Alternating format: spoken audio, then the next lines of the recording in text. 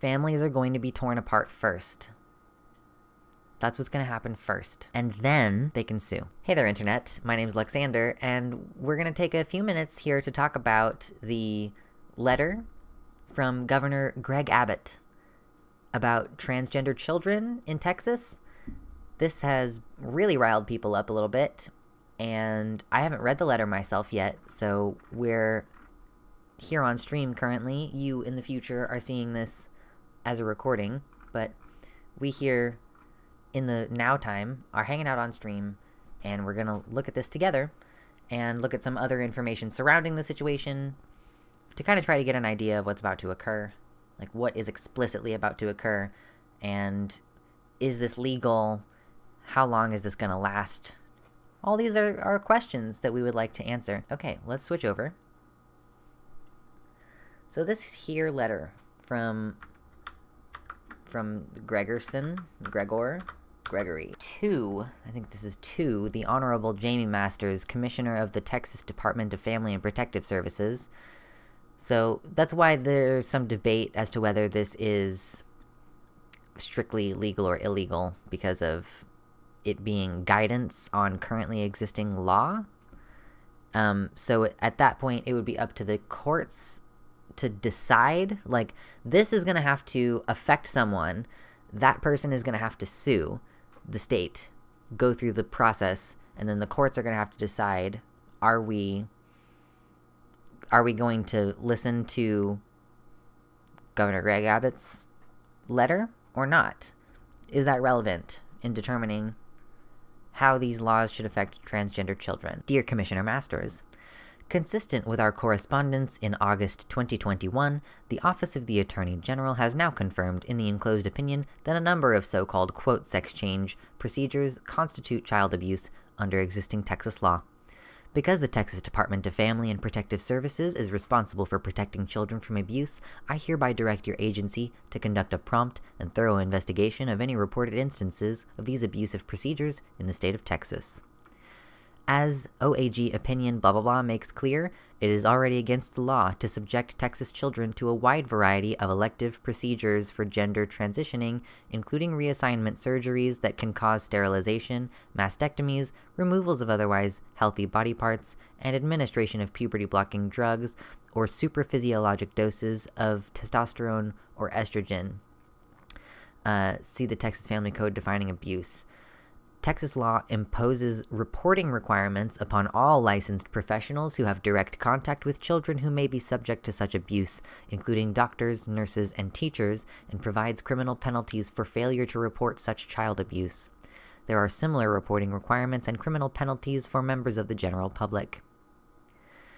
This is enabling a lot right here. This sentence right here, this is going to enable a lot of abuse. Texas law also imposes a duty on DFPS to investigate the parents of a child who is subjected to these abusive gender transitioning procedures, and on other state agencies to investigate licensed facilities where such procedures may occur. To protect Texas children from abuse, DFPS and all other state agencies must follow the law, as explained in OAG Opinion number KP0401. Replying to whether certain medical procedures performed on children constitute child abuse, from Ken Paxton, Attorney General, to the Honorable Matt Krause, Chair of House Committee on General Investigating of the Texas House of Representatives. You ask whether the performance of certain medical and chemical procedures on children, several of which have the effect of sterilization, constitute child abuse. You specifically ask about procedures falling under the broader category of, quote, gender reassignment surgeries. Request letter at 1. You state that such procedures typically are performed to, quote, transition individuals with gender dysphoria to their desired gender, and you identify the following, quote, sex change procedures. 1. Sterilization through castration, vasectomy, hysterectomy, oophorectomy, metoidioplasty. Metoidioplasty does not sterilize you. Orchiectomy, penectomy, phalloplasty doesn't necessarily sterilize you, and vaginoplasty, which also doesn't necessarily sterilize you. Mastectomies, which is in a separate category from the sterilization procedures, and removing from children otherwise healthy or non-diseased body part or tissue. Additionally, you ask whether, quote, providing, administering, prescribing, or dispensing drugs to children that induce transient or permanent infertility constitutes child abuse. You include the following categories of drugs: 1. Puberty suppression or puberty blocking drugs, and 2. Supraphysiologic doses of testosterone to females and supraphysiologic doses of estrogen to males. You qualify your question with the following statement. Quote, some children have a medically verifiable genetic disorder of sex development or do not have the normal sex chromosome structure for male or female as determined by a physician through genetic testing that require procedures similar to those described in this request. In other words, in rare circumstances, some of the procedures you list are born out of medical necessity. For example, a minor male with testicular cancer may need an orchiectomy. This opinion does not address or apply to medically necessary procedures. Yeah, great. What's medically necessary mean? Executive summary. Based on the analysis herein, each of the, quote, sex change procedures and treatments enumerated above when performed on children can legally constitute child abuse under several provisions of Chapter 261 of the Texas Family Code. These procedures and treatments can cause, quote, mental or emotional injury to a child that results in an observable and material impairment in the child's growth, development, or psychological functioning. I mean, I guess they could, but denying them could also cause those things. These procedures and treatments can, quote, cause or permit the child to be in a situation in which the child sustains a mental or emotional injury that results in an observable and a material impairment in the child's growth, development, or psychological functioning. Being denied the needed health care can also cause those things. Yeah, it says be cis or else. It's true. Yes, this is the Attorney General's interpretation of the current law. These procedures and treatments can cause a, quote, physical injury that results in substantial harm to the child. What the fuck does that mean? These procedures and treatments often involve a, quote, failure to make a reasonable effort to prevent an action by another person that results in physical injury that results in substantial harm to the child, particularly by parents, counselors, and physicians. So that is what implicates all related parties and not just... I mean, so the parents are responsible, the doctor is responsible, potentially, like, other, like, teachers could potentially, if they don't stop it or don't report it, be held liable. Who knows? In addition to analysis under the Family Code, we discuss below the fundamental right to procreation, issues of physical and emotional harm associated with these procedures and treatments, consent laws in Texas and throughout the country, and existing child abuse standards. Each of the procedures and treatments you ask about can constitute child abuse when performed on minor children. Nature and context of the question presented. Forming the basis for your request, you contend that the sex change procedures and treatments you ask about are typically performed to transition individuals with gender dysphoria to their desired gender. The novel trend of providing these elective sex changes to minors often has the effect of permanently sterilizing these minor children. While you refer to these procedures as, quote, sex changes, it is important to note that it remains medically impossible to truly change the sex of an individual because this is determined biologically at conception. No doctor can replace a fully functioning male sex organ with a fully functioning female sex organ or vice versa. In reality, these, quote, sex change procedures seek to destroy a fully functioning sex organ in order to cosmetically create the illusion of a sex change. Not all of these procedures have anything to do with sex babies' organs. Yeah, I'm not sure if this can cause harm because detransitioners exist, or it's trans people aren't real, so it's always harm. Probably the latter. Beyond the obvious harm of permanently sterilizing a child, I don't really see how it's harmful necessarily. I wouldn't say you should, like, go and sterilize children, but, like, I just don't think that everybody needs to procreate, you know, and, like, that trans kids, like, you can preserve their fertility, you know? It's possible.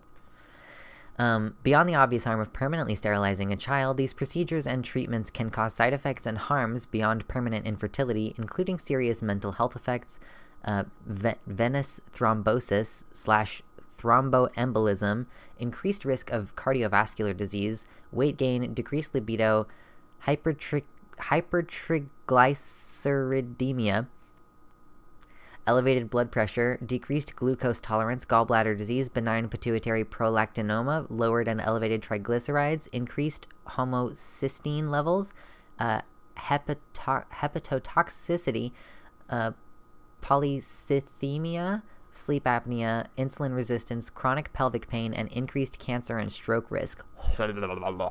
Wow.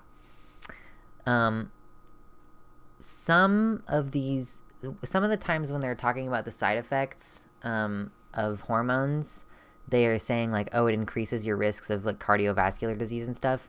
I just want to point out that a lot of the time that's referring to like if you have a testosterone system and then you take estrogen, your heart disease risk then will match cisgender women. So if there's a change, whether up or down, like if you were to, I don't actually know what the demographics are. If you were to move from one to another that had a slight increase, then you could technically say it causes an increase in cardiovascular disease. But what actually is occurring is that you just have the same cardiovascular disease risk as cisgender women. It's pretty much how it works. That's why I say like hormones are so pervasive and they affect so many things. While the spike in these procedures is a relatively recent development, sterilization of minors and other vulnerable populations without clear consent is not a new phenomenon and has an unsettling history. Says the person who works for the U.S. government. Historically weaponized against minorities, sterilization procedures have harmed many vulnerable populations, such as African Americans, female minors, the disabled, and others. These violations have been found to infringe upon the fundamental human right to procreate. Any discussion of sterilization procedures in the context of minor children must accordingly consider the fundamental right that is at stake, the right to procreate. Given the uniquely vulnerable nature of children and the clear dangers of sterilization demonstrated throughout history, it is important to emphasize the crux of the question you present today. Whether facilitating or conducting medical procedures and treatments that could permanently deprive minor children of their constitutional right to procreate or impair their ability to procreate before those children have the legal capacity to consent to those procedures and treatments constitutes child abuse.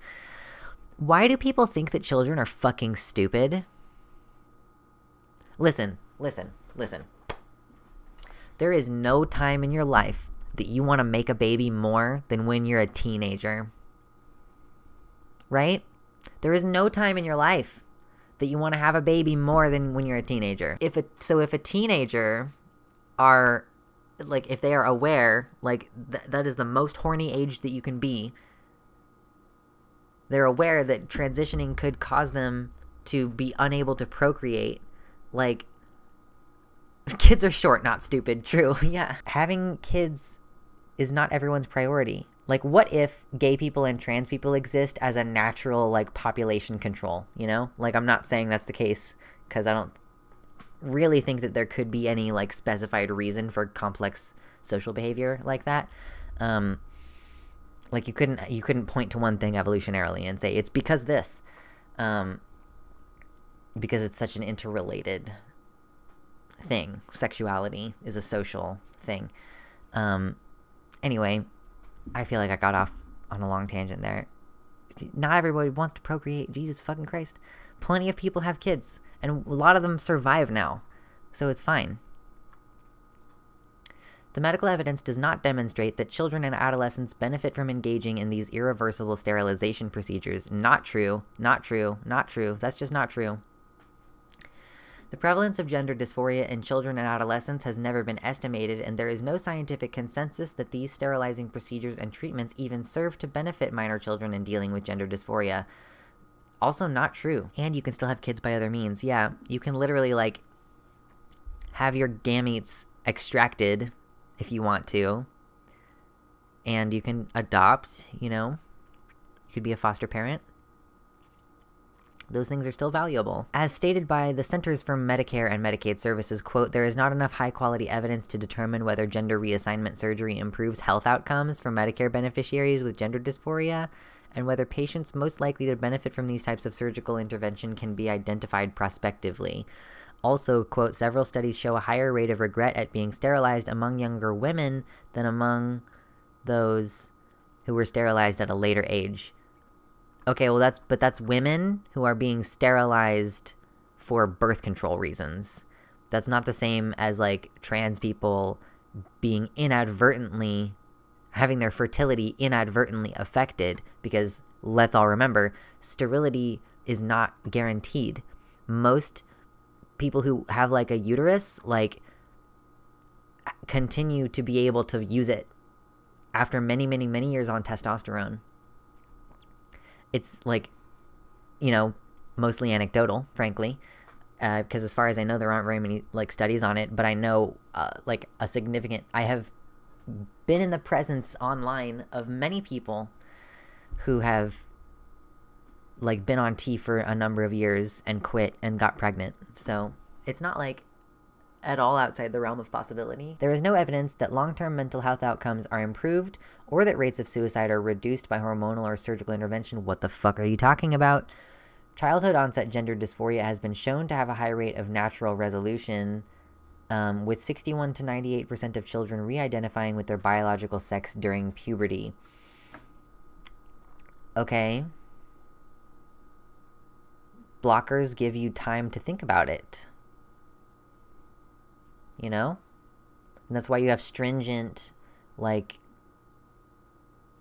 I mean, I'm not saying necessarily that I even agree with the stringent requirements. I'm just saying that the requirements are stringent already. That's why the detransition rate is so low, because we gatekeep this quite a lot. And I mean, like, I know of preserving methods for both, like, if you start out with one, like it doesn't matter. Like, there are methods of preserving your just ability to have a baby, not even removing your bits to store them in a freezer or anything like that. Like, even if you get bottom surgery, you can still retain the organs that you can use for that purpose, you know? Oh, the lies of still citing the studies that have been demonstrated to have terrible methodology, but ignoring those follow-ups. True. No studies to date have evaluated the natural course and rate of gender dysphoria dissolution. I mean, like, I just can't continue to read those lies, okay? I cannot continue to read those lies out loud. Do we get the point of this? Do we feel like we get the point of this? Let's move on. So back over here, this was referencing that, you know, that the opinion of the Attorney General makes clear it is already against the law to subject Texas children to this stuff. So I want you to start enforcing the law as that interpretation, is what it's saying. We also were going to look at the ACLU, because they tweeted, Attorney General Paxton's opinion and Governor Abbott's letter have no legal effect, can't change Texas law, and can't override the constitutional rights of Texas families. No court anywhere in the country has ever found that gender-affirming care can be considered child abuse. Oh, hold on, there's more to the thread. Although these materials are not legally binding, they spread fear and misinformation and could spur false reporting of child abuse at a time when trans youth continue to be threatened by state leadership as part of a politically motivated misinformation campaign. Texas isn't alone. Dozens of states have proposed banning medical care for trans youth, including criminalizing access to this care. There is a nationwide crisis of politicians using their power to attack trans kids, and we will use the full firepower of the ACLU to fight back. Okay, so something that I do want to say is that while it may be true that the interpretation of the law is not legally binding, what is going to happen first, like what has to happen, what necessarily has to happen, this is one of the things that I don't know how to reconcile, but that I have a big problem with, about our justice system, about our penal system, is that kids are going to get taken away from parents who are providing them with care. Like, the police are going to enforce the law as interpreted. Certain police will, at the very minimum. There will be police who agree with this. So they will... Police already make laws up on the spot, you know? They don't really need much to work with. People will get arrested and go to jail, and their children will be put in questionable foster care. Let's hope they don't get abused, because abuse happens in foster care anyway, but increasingly, on top of that, the child being transgender increases their possible risk for abuse in that situation. So, families are going to be torn apart first. That's what's going to happen first. And then they can sue. And it'll have to work its way up a little bit because this is being claimed to be about their constitutional right to procreate. In all likelihood, this will end up going through a couple of appeals. In the meantime, children separated from their parents, yeah, the harm will come first. We can hope that some kind of intervention can occur. We can hope that the first judge that comes across this puts a stay of some kind. I don't know if they can do that because it's not a new law. It's just a reinterpretation of an older law. This is the part that's really sour, you know? This is the part that really sucks. Is that it doesn't matter whether it's strictly legal or not for them to do this. It's still going to hurt a lot of people. Yeah, not every trans kid can get out of Texas. It doesn't help future trans kids who come out. Other places also in the South are making these kind of changes, you know. It's not tenable to just tell people to move and move and move and move and move, you know? I saw one person on Twitter saying, like, I used to live in Texas and I moved out, and the state that I currently live in is trying to make it illegal for adults to access transgender healthcare. So it's not like that's surefire thing, you know? If you bop around, you move from place to place to place, like, you're running out of places to live in your country, in the country that you were born. And see, this is kind of what, like, this is like a good, I think, observation to make, like a good moment to have. Like, you know how your boss doesn't care about you at all?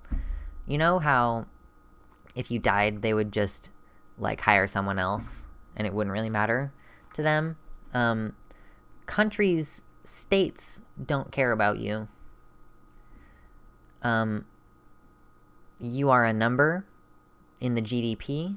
You're a number on the census. States don't care about you. So we don't need to be, like, loyal or faithful to the state. What we need to do is, frankly, have way more of, like, a collective backbone about pushing back against these things, you know? Like, what are we as a community going to do when the police come knocking on our neighbor's door because they have a little trans son? You know? What are we as a community going to do about this? Are we going to let families get torn apart? You know? I don't live in Texas. This is not a question that I have to answer yet. The state is not there to protect you. It's like a weird non-human entity. I think that being a member of the state in that way, like if you are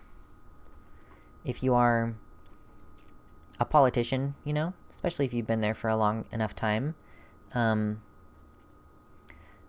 think that it really teaches you to alienate your humanity a bit.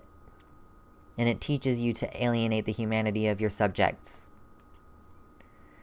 Like, I guess you can't care individually about all of their problems because it would result in, like, overload of some kind. But allies need to step up. The trans community has been begging for support, and the lack of it means we will continue to get steamrolled. We can do a lot on our own, but not everything. That is the frustrating thing, is, like, I don't know how many cis people I see talking about these things. Like, I feel like I post periodically on Facebook, like, hey, what are we doing? Like, is anybody talking about this? I guess I don't really have anything uplifting to say about it because it's just super shit. I don't really want to rely on others for this help, though. It would be nice, but can't rely on it. Maybe intentional community is the solution. Yeah, I think intentional community is going to end up being the solution to a lot of problems. I do think that we need broader coalitions in order to have support, you know? I guess I just find it really sad. Like, I'm just really bummed out now because, like, I really care about trans kids, you guys. Like, I came out when I was like 15, which is really early, and I still feel like it wasn't early enough. I have never been one of those people who's like, oh, we should, like, oh, if I had it hard, then you have to have it hard, you know? I don't think that that is necessary. And in fact, I think that you should want things to be easier for the next group of people. At least when I was in high school and I knew that I was trans, there wasn't like a bunch of people like actively politically talking about how I specifically didn't deserve the healthcare that I wanted, you know? There was a lack of information. I mean, that was the main thing. There was a lack of information, so that's why my transition was kind of delayed. I mean, I was able to start transitioning for like 3 years before I actually did, right? I could have started at 18, or maybe even before then, and I started at 21, or whatever it was. Like, at least when I was coming up, it wasn't like this, you know? I find that it really hurts me to think about how much harder it is, how unfair it is that we have so much more visibility now, like, which would have helped me find out sooner, like, you know, exposure to the concept of being trans at a younger age in a kind light would have been good. So, you know, kids are hearing that sooner, but they're also hearing a lot more negative messaging around it.